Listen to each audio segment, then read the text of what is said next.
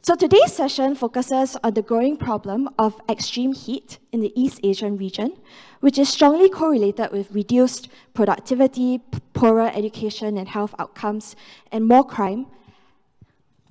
And it disproportionately affects lower income and marginalized cities in the region.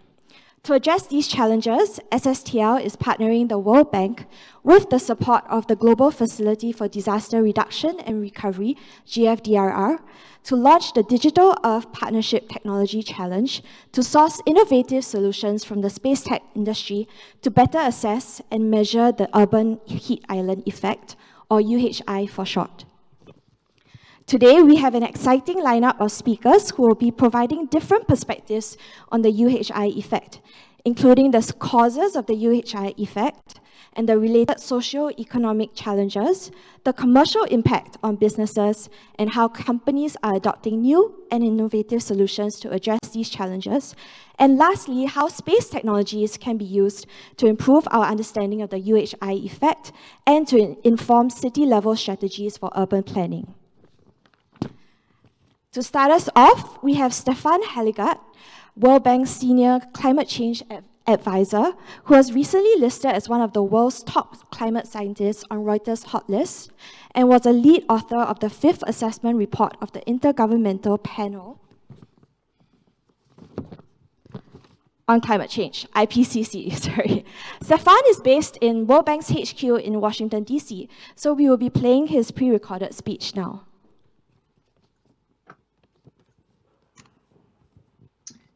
So thank you very much for the opportunity to open this session on extreme urban heat. It's really a pleasure to participate in understanding risk, even though I regret not to be able to be with you in person. But I hope we can still have a very stimulating session today.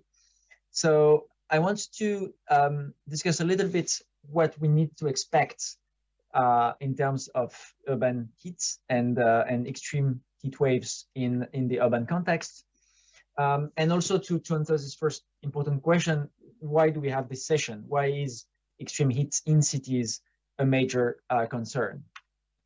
And of course, the first point I want to make is we tend to look at risks in the future, but there are already more extremes in terms of heat waves in Asia. We can already see the impact of climate change on those episodes today. This very strange map is from the latest IPCC report that was published only a few months ago. And it shows that if you look at Asia on the right-hand side of the screen, we detect an increase in the frequency of hot extremes. And that we have a very strong confidence that this is linked to a human contribution. And why do we see that change already? It's because you don't need a lot of warming to get more heat waves. And actually the response of extreme heat to global warming is very quick and nonlinear. And that's a very basic idea that if you have a distribution of temperature, sometimes it's a little bit colder, sometimes it's a little bit hotter.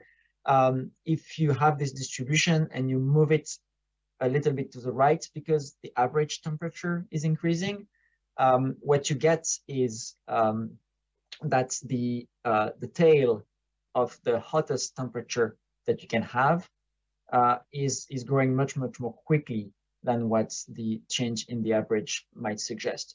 A good way to illustrate that is the figure on the right, which is also from the latest IPCC reports.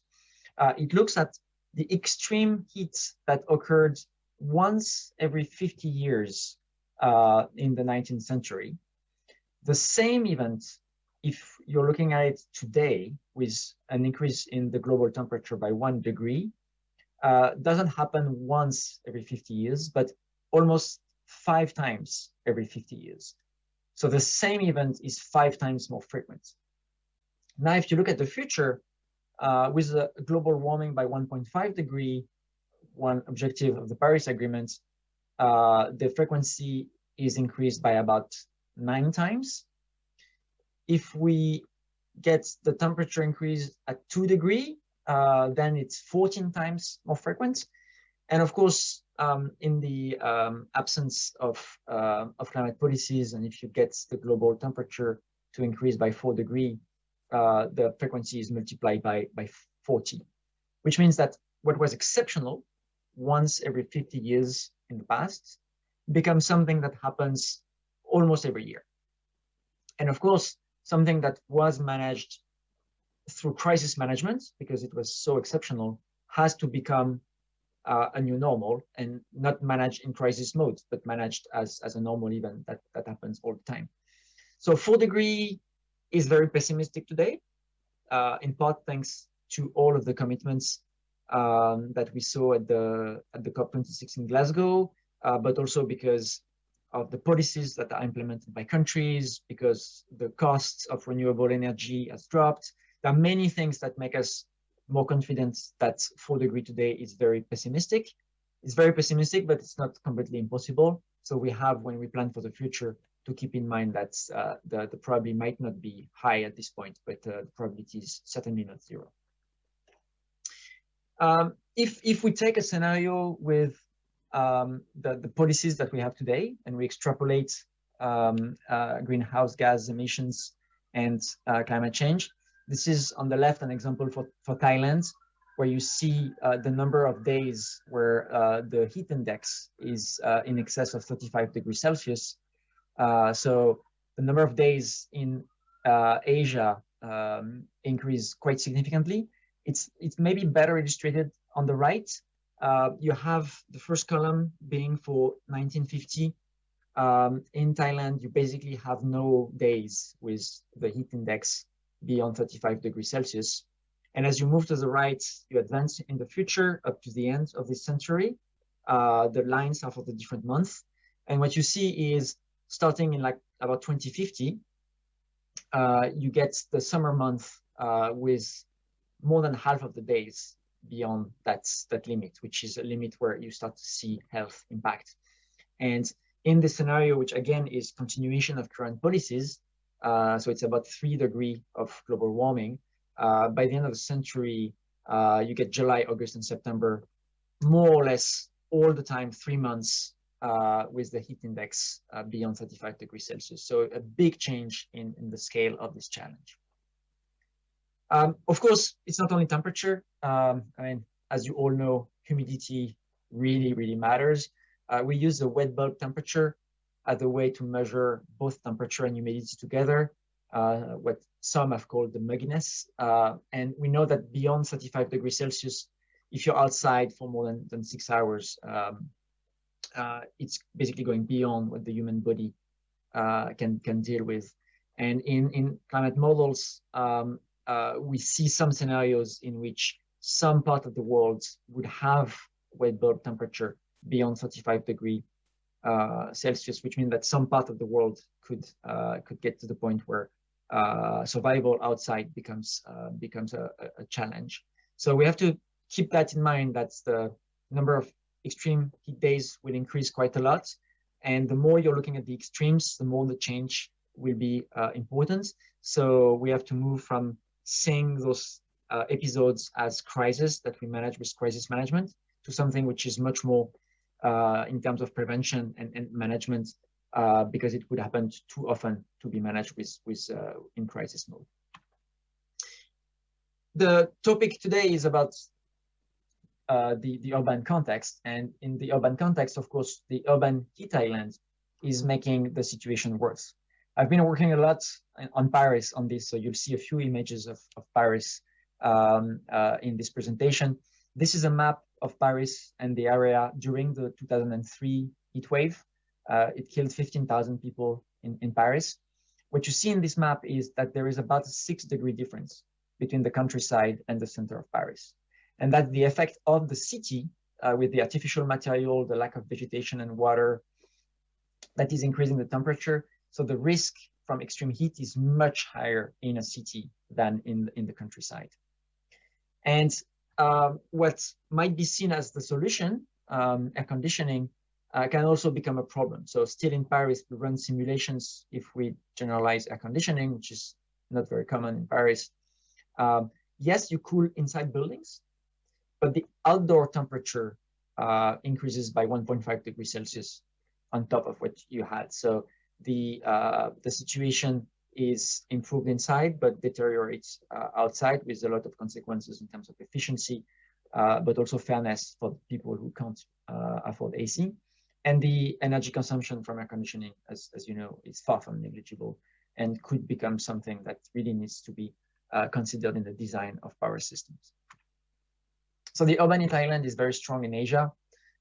This map is for Jakarta, where you see similar scale, like 6 to 7 degree difference between the city and the surroundings. So it's those episodes will become more frequent, more intense. It's worse in cities. What does it do? Well, I mean, first it kills. On the right-hand side, you see the number of recorded deaths from heat waves in Asia. You see this massive increase to numbers that are beyond 5,000 since the 1990s. So this is something really important. We have a lot of studies looking at those numbers, showing that the heat waves are among the main killers in terms of weather phenomenon, and it goes beyond the direct impact through the temperature. It has an impact on traffic. It has an impact on mental health. So a lot of different factors that leads to this impact, which is on health, but also on quality of life. And this is very easy to correlate with the temperature and those heat waves. So this is the first thing: health and risk. But it also affects productivity and income. And here, in this figure, you see findings from pure physiology. So you ask people to do things in different temperatures, and you see that if it's too cold, they're not so good. If it's really hot, they are not so good neither. And there is an optimal temperature for the human body. So this is purely experimental, but we see the same in economic data. So here it's for the US, and you can see very clearly that beyond a certain temperature, you have income dropping when temperatures are too high. So there is a visible impact on the economy. And that's the case in manufacturing. Here I have a few examples in China and India. It's also the case in agriculture and construction work. All of those physical activities outdoor, not a big surprise. What might be more of a surprise is that it also affects office work inside. And there are also good studies showing that when it's really warm, we become less efficient in terms of mental processes, even when there is air conditioning. And of course, not everybody is affected the same. First, the neighborhoods in cities are not affected the same way. You know that in many places, the richer a neighborhood, the more you'll find parks and trees and open water. And this has a big impact. It's also that poor people live in poorly insulated buildings. Energy poverty might make it difficult for them to use air conditioning. And finally, there is a role of occupation. So poor people are more likely to work outdoors than indoor people, than richer people, and that clearly has an impact. I won't get into too much of the details, but it's not only labor. We also see that kids are learning less when it's very warm, and they perform less well in exams. And we even find that extreme heat increases violence and conflict. And I mean, that should not be a big surprise. It's intuitive that when temperatures are really hot and you're stuck in traffic, road rage is more likely than in more normal conditions. But again, we find evidence of that quantitatively in economic studies. A last point I think is important in our discussion, because air conditioning is so critical. And when I say air conditioning, it's also all of the strategies to improve comfort in buildings during extreme temperature events. One of the big challenge is the electricity consumption from air conditioning. I also mentioned the impact it has on the conditions outside in cities, which is really the case for thinking at more than just air conditioning, but also passive ventilation, also the architecture of the buildings, with the location of the windows, for instance, to make buildings more comfortable without using too much energy. We have evidence that urban planning can really help. This is a very interesting simulation we run on Paris, where you take the present situation and you change Paris by adding forests, adding open water, and changing the materials to make them more reflective. What you get is a cooling by 2 to 3 degrees at night. And those 2 to 3 degrees can translate in thousands of lives saved in an event like the 2003 heat wave, but also much more comfort if temperature at night can go down. So it's not that we have this risk and we cannot do anything about it. We can think of buildings, we can think of urban planning, a lot of actions that are possible. But I want to flag also the role of behaviors, in the sense that still in this study in Paris, we looked at the benefits from creating parks and green spaces. We looked at the benefits from better buildings, insulation, and reflective materials. But what we found, especially for energy savings, is that behaviors really matter, and having people using air conditioning in a way that's more reasonable than what can be found sometimes is really key in saving a lot of money in electricity and in investments in your power system.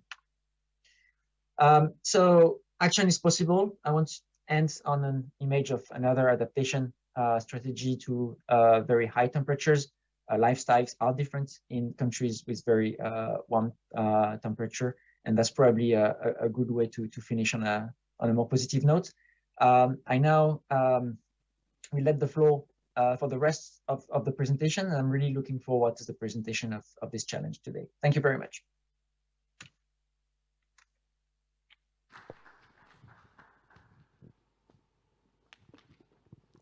Thank you very much, Stefan. That was such an insightful speech on the causes of the UHI effect and the severity of this problem, especially in the East Asian region, and why it is so important for us to study this in greater detail. And it's such a pity that he couldn't join us in person today. Next up, we have the keynote speech from Pedro Center, the founder of Urban Hydrologics, to speak about the impact that the UHI effect has on businesses and the innovative solutions being adopted to address these issues from a commercial angle. Pedro is the founder of Urban Hydrologics, a leadership organization for stormwater management and blue-green infrastructure, and specializes in water-sensitive urban design, blue-green infrastructure, and climate adaptation in urban settings. He has over 14 years of interdisciplinary experience working with planners, engineers, water management specialists, landscape and urban designers, with an additional 8 years of university and academic experience. So today he'll be sharing from the whole breadth of experiences that he has had. Unfortunately, Pedro is unable to join us here in person today, but he's based in Singapore and he's dialing in to present live. So Pedro, please. Thanks for the introduction. My name is PJ Santa, the founder of Urban Hydrologics, and I'm here to present blue-green infrastructure for urban heat island mitigation. Firstly, I'd like to start by thanking SSTL for the invitation to speak about this important and critical subject, focusing on the severity of the urban heat island effect in the region. Thanks also to Lynette and Nikki for the conversations to define the focus of the talk on what businesses can do to mitigate some of these risks. To start, I would like to set the stage that we've entered into a new era of the climate crisis. These pictures are from this year, 2021, a year of weather extremes felt around the world. And this is because we've reached a tipping point as rain fell over Greenland's ice caps for the first time on record. Parts of the water cycle are speeding up as warming temperatures increase evaporation, and the natural water cycle in cities has collapsed due to excessive hardscape development. The increase in global temperatures has led to compounding intensity, duration, and frequency of storms, with research linking CO2 emissions to hotter climates and extreme weather. As part of the agenda for this talk, I typically like to start by defining problems. How do we get here? Who is impacted? What are the obstacles? But since Stefan Heligard has covered many of these points, I've been asked to focus on the actions and the solutions, particularly what businesses and consultants are doing to mitigate urban heat island, and what are the solutions to cool down parts of the city. In addition also to the importance of innovation for urban resilience. So let's get started. To explain what businesses and consultants are doing, I've been asked to also include some of the experiences working in blue-green infrastructure sector and show some of my experience portfolio from this last decade, when I brought to the diverse projects and teams the interdisciplinary urban hydrologics focus on blue-green infrastructure, water-sensitive urban design, sustainable drainage systems, climate adaptation strategies, guidelines, policy documents, and diverse nature-based solutions throughout the years. Arriving to Singapore in 2011, I've seen actually a lot of narratives evolve for the construction industry, consultants, businesses in general. We started with City in a Garden and went to City of Gardens and Water, and now added to those strong foundations the LUSH program, a phenomenal policy to extend blue-green features over buildings.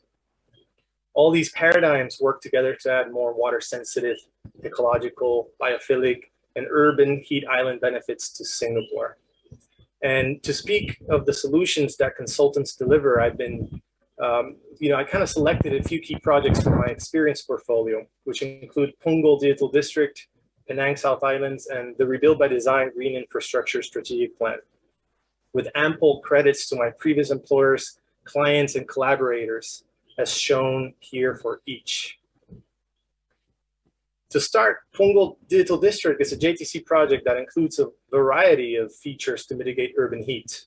The design by WUHA, RSD, and consultants integrates diverse urban redevelopment authority LUSH 3.0 requirements into buildings, open spaces, and urban design principles.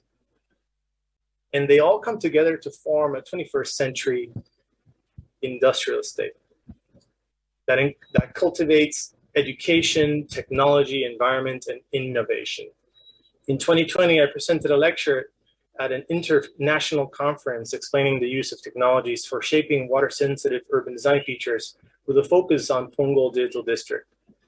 All the resilient blue-green features enable skyrise greenery to become high-performing, and also pushing the envelope of URA's LUSH 3.0 program to incorporate APC waters, ecological amenities, and urban agriculture. The program has requirements and incentives to expand greenery and increase environmental co-benefits for Singapore, including heat island mitigation. 100% landscape replacement area is required for all new developments. And greenery is to be located at ground levels and in sky gardens. Rooftop farming and vertical greenery is also counted and capped at a max of 10% for green walls in certain cases. LUSH, in sum, has contributed to over 130 hectares of greenery island-wide, making it one of the most significant industry-wide mitigators of urban heat island. Other innovative solutions to reduce the impact of urban heat include ABC water features, urban agriculture, ecological landscape, car lights, cyclable, walkable city strategies that prioritize TOD. In sum, all these things are part of this blue-green network. In some of my other previous experiences, I led the Green Infrastructure Strategic Plan, which was part of the Rebuild by Design efforts in New York City metropolitan area in 2017. And the document actually captures a lot of fantastic things that also are about mitigating urban heat as well. I developed it during employment at AECOM New York, and it serves as a guidelines for solutions for a large watershed. And the document sets the foundations and prepares communities for weather extremes. It includes holistic stormwater resilience toolkit and nature-based solutions which mitigate urban heat islands.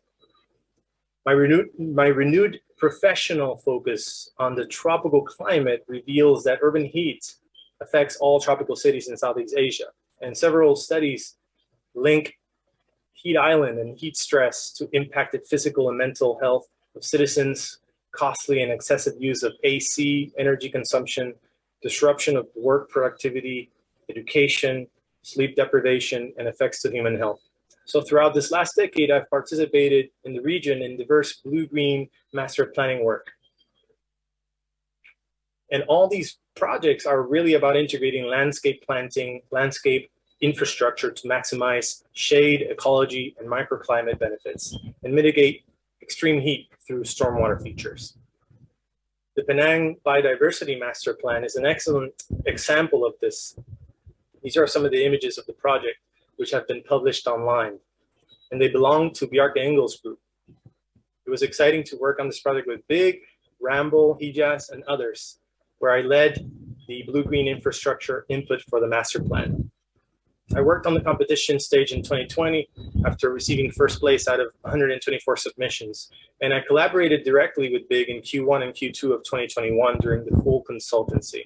And as you can see in the images, the master plan showcases numerous systems and components to mitigate extreme heat, particularly through nature-based solutions and nature-based urban design innovations, all held together by an urban hydrologics approach. Starting this Q4 in 2021, the launching of urban hydrologics in Singapore integrates blue-green infrastructure thinking to develop a new type of consultancy services practice and studies the intersection of water management, climate adaptation, and technology. Founded in 2009 at Harvard University, the group upholds that cities be planned in accordance to the logic of water to achieve high-performing networks for ecology, economy, and progress. Urban Hydrologics provides holistic solutions for urban transects from inland to coastal, weaving the professional experience of ecology, design, engineering professionals to formulate climate tech solutions which could be implemented in cities throughout Southeast Asia. For example, an urban hydrologics performance toolkit approach transforms and retrofits conventional surfaces, starting by addressing the space between buildings and integrating blue-green elements in a phased approach that connects all surfaces and infrastructures into a network for species connectivity and recreation. That climbs up buildings, it goes on podiums, on roofs, and it serves to reduce heat, improve air quality, benefit fauna, flora, and people, all by following the logic of water. These interconnected features link up to make cities more circular and more productive. Agricultural production on rooftops and terraces is enabled through this water performance-based approach that collects, detains, treats, recirculates, and reuses water while reducing urban heat.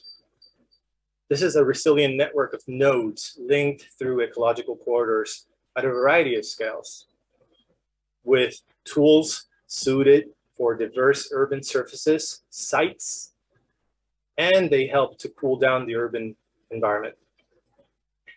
They do this through shade, evapotranspiration, reducing peak temperature from 3 to 9 degrees Celsius with green roofs and green walls, reducing heat even further by up to 10 to 15 degrees Celsius while also providing thermal insulation to the buildings.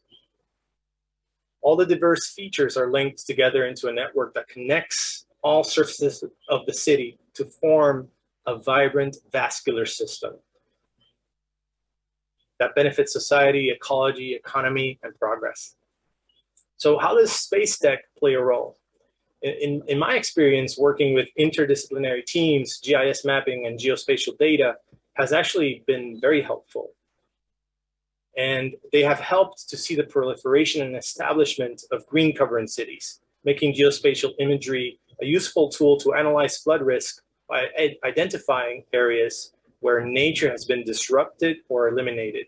These are areas where typically there's an increase in urban heat effect, urban heat island effect, as well as flood risk. So geospatial data can be made into an incredibly powerful tool when you connect it to flood mapping software as well. And if this is used correctly in this century, we can use that as a tool to shape adaptation with a lot more precision.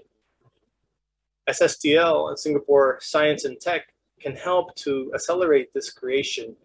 How do we shape new tools to enable mitigation for urban heat island?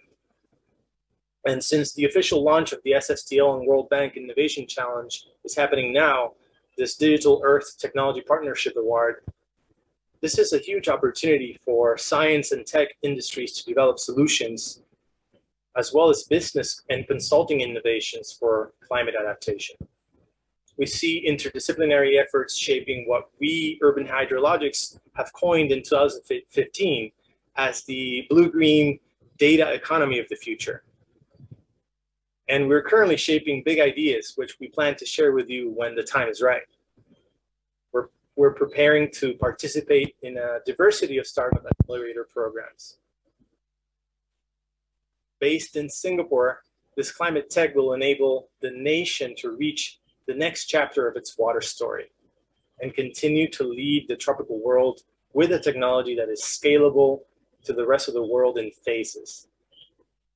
We're extremely excited to continue shaping resilient futures where water helps to unlock new ideas and urban ecological tech innovations through design thinking. Thank you. Thank you, Pedro, for sharing such interesting and important case studies with us and the different offerings of products and services to improve urban resilience against the UHI effect. And especially for sharing your exciting new ideas for the launch of Urban Hydrologics here in Singapore. So we're really looking forward to that as well.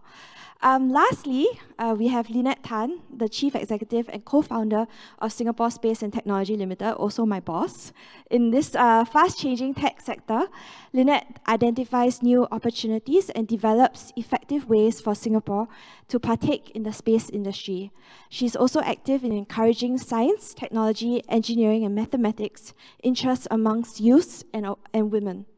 For her efforts and accomplishments, she was awarded the Lancome Visionary Award by one of the Singapore leading female magazines, which also recognized her for her outstanding contributions to the science and technology industry. Lynette will be speaking about the developments of the satellite industry and the use of geospatial technology and imagery to measure and assess climate risks. Lynette, can I please invite you to take the stage? So, I'm really very happy to be here in person to share with you about the work that SSTL does. We're headquartered in Singapore. We're a non-government, non-profit organization, and we raise the awareness of space technologies to leverage its capabilities to create technologies, innovation, solutions to benefit people, to benefit organizations and enterprises, and certainly to benefit the planet. We're very delighted to continue our partnership with the World Bank and its affiliates, and this year we're launching the Digital Earth Partnership Technology Award to combat urban heat island, especially in this part of the world, in East Asia, where there are many groups here which could be, disproportionately displaced because of the UHI effect associated with the global climate, the climate change that we're all experiencing globally. Well, they are all on the website, so if you're on your phone, you could go to space.org.sg. We work with many, many international partners. As you're aware, the space ecosystem is very global, if not interplanetary. We haven't found alien species yet, but if we do, SSTL will be there to strike a partnership with them. And we also run the accelerator program, the Space Accelerator program in Southeast Asia. In fact, one of the most prominent space accelerator program in Asia Pacific. We have over 30 startups from all over the world. And also because of the COVID pandemic, where it became hard to travel, it also reduced that inhibition and mental barrier in joining an accelerator program that's not in country. And therefore, you find that we have participants from, Asia, all across Asia Pacific, South America, Central America, and even in certain parts, in far parts of Europe and Americas as well. And if you have a space technology innovation and you know someone in this business, so we're happy to talk to them to accelerate the adoption of space technologies. So we have been doing an annual HADR challenge recognizing the climate change effect in exacerbating extreme weather conditions, as the two previous speakers spoke about. We did this initially on a very ground-up initiative. We had polytechnic students come up with ideas on flooding. Students from Malaysia participated, from Indonesia participated. Some of them in the pre-COVID world want trips to visit space companies in Europe to deepen their awareness in technology and in using technology for good. Last year, we worked with the World Bank again to look for space technologies to have more rapid assessment of flood impact. And this year, we're moving into the UHI, the Urban Heat Island Effect on East Asia countries. So it's a very systematic, engaged, deep process in raising the awareness on the various aspects of climate change to various communities. And we're very happy with this partnership on this very important mission with World Bank. Okay. So, to really advocate and allow the challenge to be effective, you would find that you can't work with a single community or a single partner, and that's why we've reached out to many international and local agencies to join us in these efforts, with their domain expertise to raise the awareness and raise the technology readiness level of the solutions we are looking for, and to find appropriate partners from a myriad of participants. The participants can come from Singapore, certainly, but definitely we're looking at international contributors and participants. So really happy that this HADR challenge for the last 3 years has gotten very senior level attention. We've got then Minister for Trade and Industry, Minister Iswaran, and Minister Chan Chun Sing, and last year Senior Minister Teo Chee Hian, recognizing the efforts of the community in contributing to HADR solutions. And celebrating the efforts with them. I think it's a very difficult and long journey, so celebrating small successes like these, especially with the youth who will be experiencing a lot more of this flooding and heat, is very important. And I'm very happy to see our Singaporean youth, really coming out to find ways to understand and to tackle the challenge that's not only impacting Singapore, but certainly in East Asia and globally. Now, I want to talk about, what has satellite got to do with it.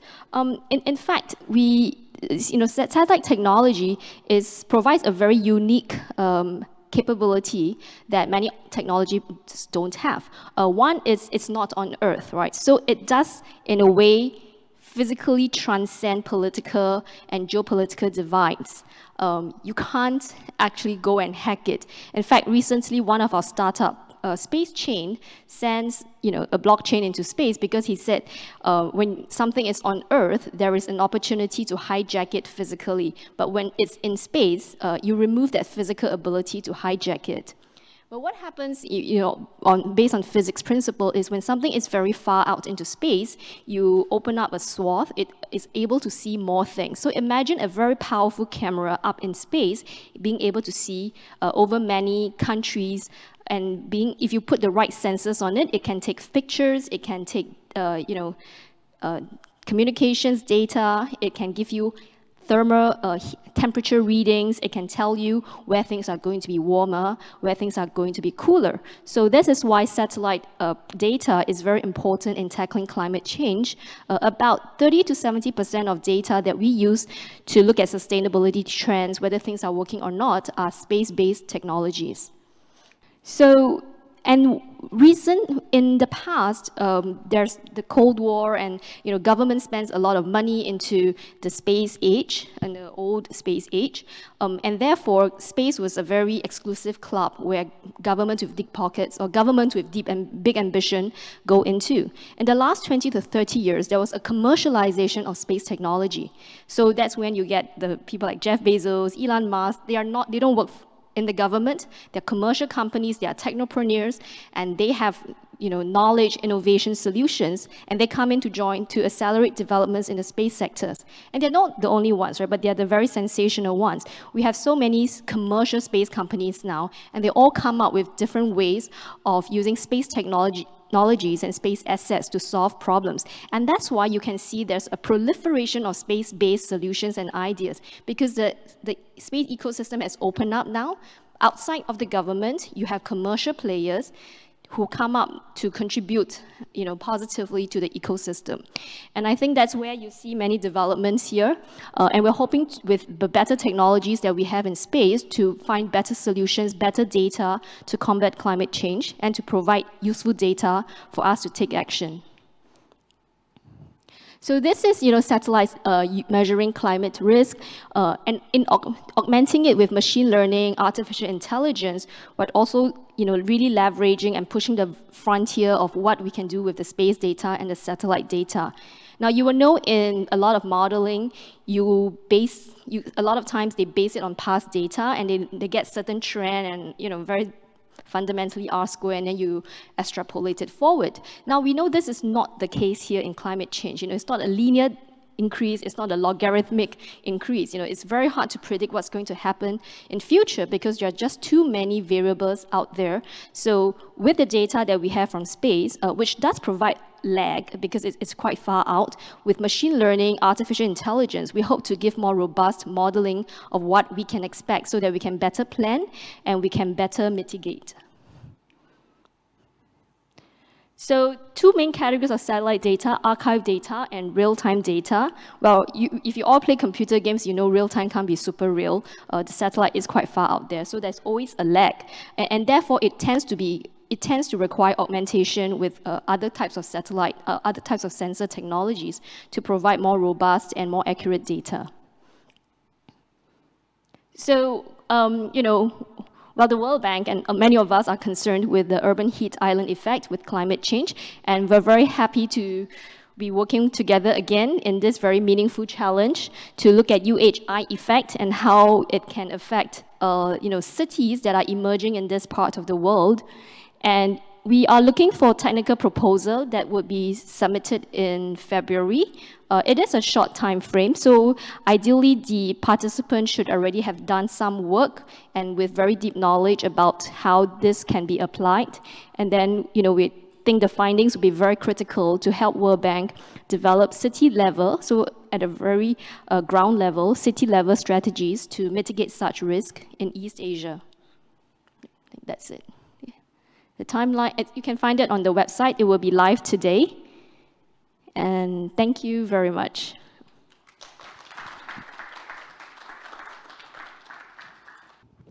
Okay, thank you very much, Lynette, for speaking about the importance of leveraging space technologies to improve our understanding of the UHI effect, and for introducing the Digital Earth Partnership Technology Challenge, which we are officially launching today.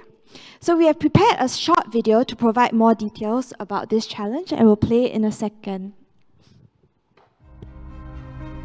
Climate change means our world is getting warmer quickly, and a phenomenon called the urban heat island effect will make it much worse exactly where people increasingly live, in cities.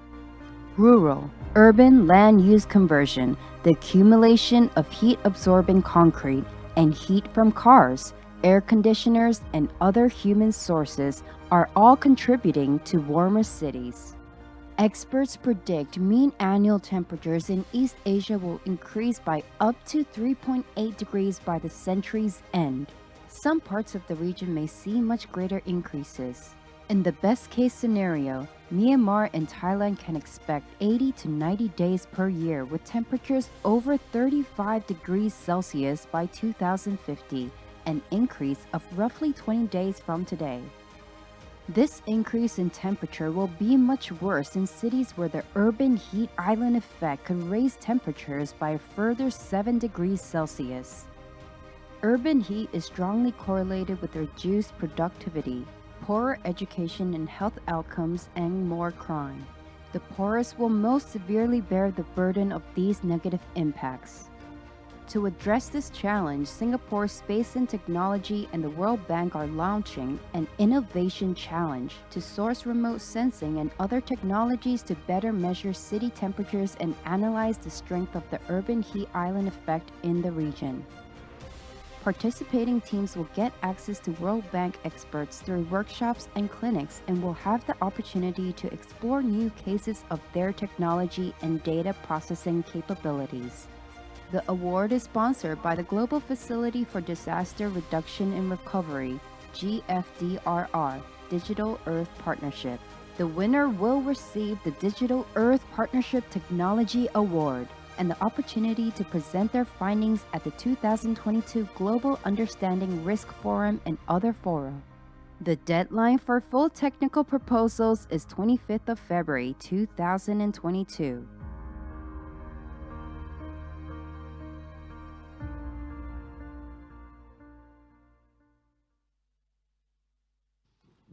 Okay, so we've come to the end of our session, Understanding Extreme Urban Heat, the launch of the Digital Earth Partnership Technology Award. For those interested in joining this challenge, we'd like to invite you to sign up at our website, where you can also view the full technical brief, which includes the challenge statement, the technical proposal requirements, and the judging criteria. We look forward to all of your innovative submissions, and please do not hesitate to reach out to any of us in our team if you have any questions. And thank you, everyone, and enjoy the rest of the conference.